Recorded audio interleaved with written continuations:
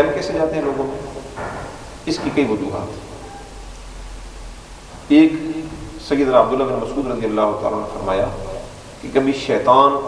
انسانی شکل میں آ کے غلط مسئلہ بیان کر دیتا ہے لوگوں کے سامنے، جھوٹی حدیث بیان کر دیتا ہے، لوگ اس کو پھیلاتے ہیں وہ پھیل جاتی ہے۔ جب اس کی تحقیق شروع ہوتی ہے تو پھر آخر میں بات یہاں پہ آتی ہے کہ ہم نے ایک بندے سے سنا تھا، پتہ نہیں وہ کون تھا، یعنی وہ غیر معروف شکل میں آتا ہے، معروف شکل میں نہیں آتا۔ ایک تو اس طرح غلط مسئلے پھیل جاتے ہیں، اور دوسرا آج کل ایک بڑی جو وجہ بن رہی ہے غلط مسائل کے پھیلنے کی، وہ یہ ہے کہ جو شخص سٹیج پہ آ کے مسئلہ بیان کرتا ہے، ممبر پہ آ کے تقریر کرتا ہے،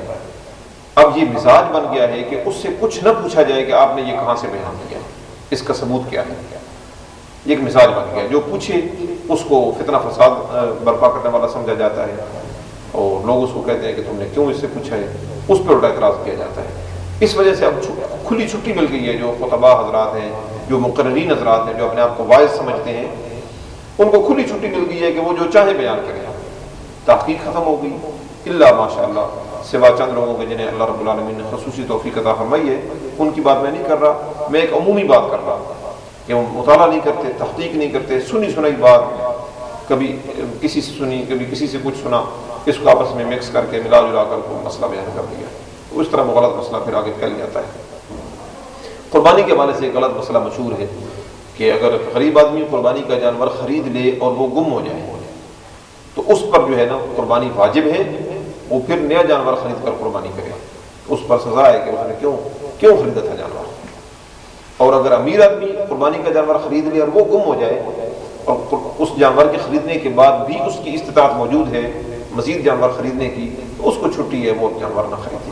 یہ بالکل غلط ہے۔ اور یہ نہ فقہاء نے یہ مسئلہ لکھا ہے، علماء نے اس کو نہیں لکھا اپنی کتابوں میں، یہ ہوائی مسئلہ ہے، آج کل کوئی لکھ دے کتاب میں تو علیحدہ بات ہے، جو لوگوں میں مشہور ہو گیا ہے۔ جو شخص صاحب استطاعت ہے اس پر قربانی واجب ہے یا سنت موقدہ، اس میں اختلاف ہے۔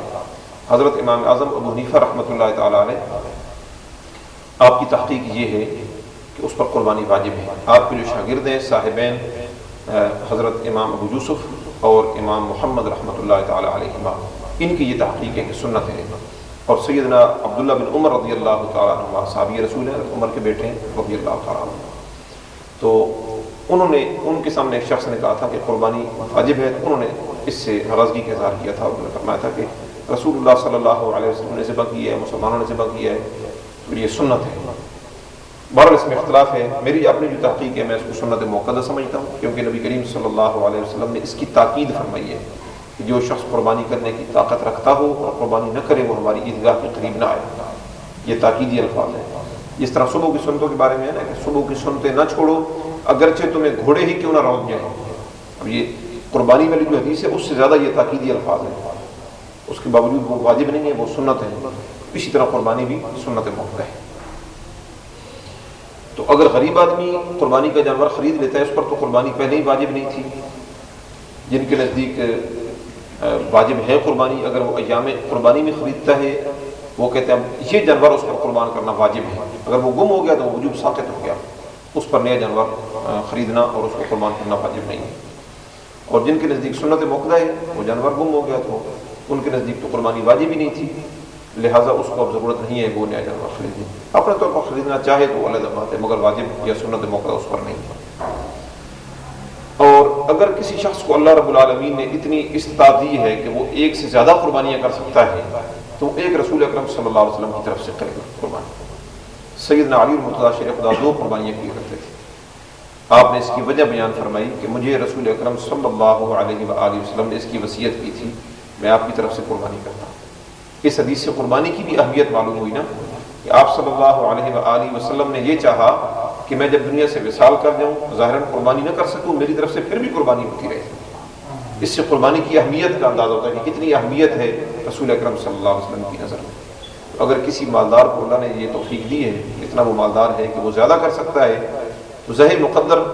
مال اس کا ہے اور رسول اللہ صلی اللہ علیہ وسلم کی طرف سے قربانی ہو رہی ہے، تو یہ بڑے نصیب کی بات ہے، خوش قسمتی کی بات ہے۔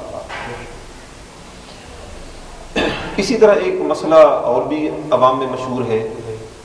اب اس علاقے میں راولپنڈی کے علاقے میں وہ ہے کہ نہیں مجھے معلوم نہیں، مگر ہمارے ہاں یہ خوشاب سرگودا اس طرف تو یہ بہت مشہور ہے کہ گوشت کے 3 حصے کیے جائیں اور تیسرا حصہ یعنی ان 3 حصوں میں سے ایک حصہ جو ہے وہ بہن بیٹی کا حق ہوتا ہے، اس کو دینا لازم سمجھتے ہیں۔ یہاں پر بھی ایسی کوئی بات ہے؟ اچھا یہاں پر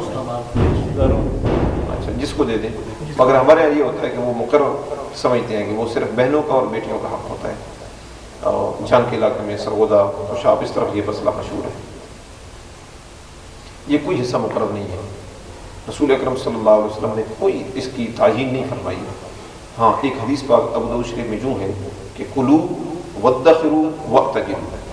قربانی کا گوشت کھاؤ بھی صحیح، ذخیرہ بھی کرو اور اس کے ساتھ اجر و ثواب بھی کماؤ، غربا مساکین دوست احباب رشتہ داروں کو دے کر اس کے ساتھ اجر و ثواب بھی کماؤ۔ تو اس بنیاد پر علماء نے 3 حصے مستحب گئے کہ یہ 3 حکم ہے نا، کلو وادخروا واعتقوا، کھاؤ ذخیرہ کرو اور اس کے ساتھ اجر و ثواب کماؤ۔ تو لہٰذا تیسرا حصہ جو ہے نا وہ صدقہ کرنا، غربا مساکین کو دینا، رشتہ داروں کو دینا، بھائی بہن بیٹی جو بھی رشتہ دار ہیں جن تک پہنچ سکتا ہے بآسانی، یا ان میں جو مستحق ہیں تو اس کو زیادہ دے تو اچھا ہے، ان کو دے دیا جائے تو یہ مستحب ہے، یہ بھی کوئی واجب نہیں ہے، کوئی لازم نہیں ہے، کسی کا مقرر حق نہیں ہے۔ بعض اوقات گھر کے افراد زیادہ ہوتے ہیں، گوشت تھوڑا ہوتا ہے، تو اگر وہ پورے کو گھر میں رکھ لے تو جائز ہے،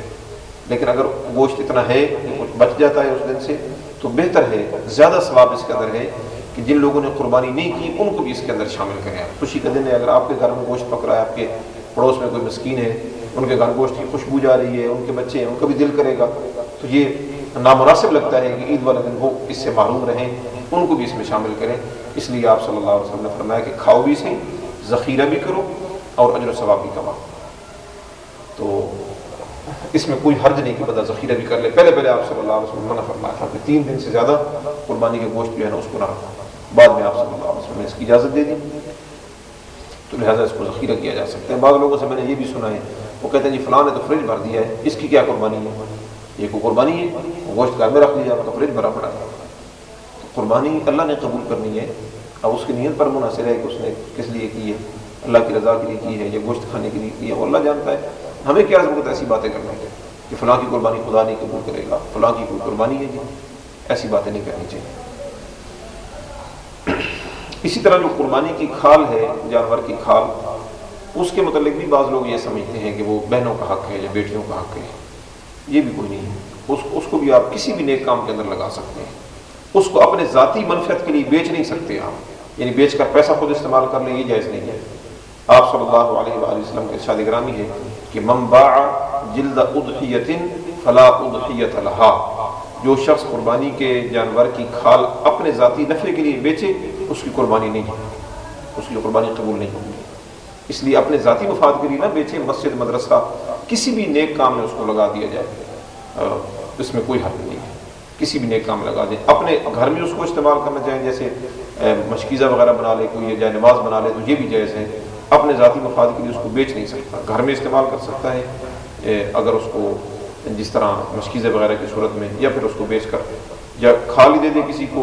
مسجد مدرسہ میں، یا بیچ کر وہ پیسہ دے دے، دونوں صورتیں جائز ہیں۔ اللہ رب العالمین ہمیں قربانیاں اور دیگر جو عبادات ہیں وہ اخلاص کے ساتھ، یعنی محض اپنی رضا کے حصول کے لیے وہ کرنے کی توفیق عطا فرمائے۔ وما علیہ الا البلاغ۔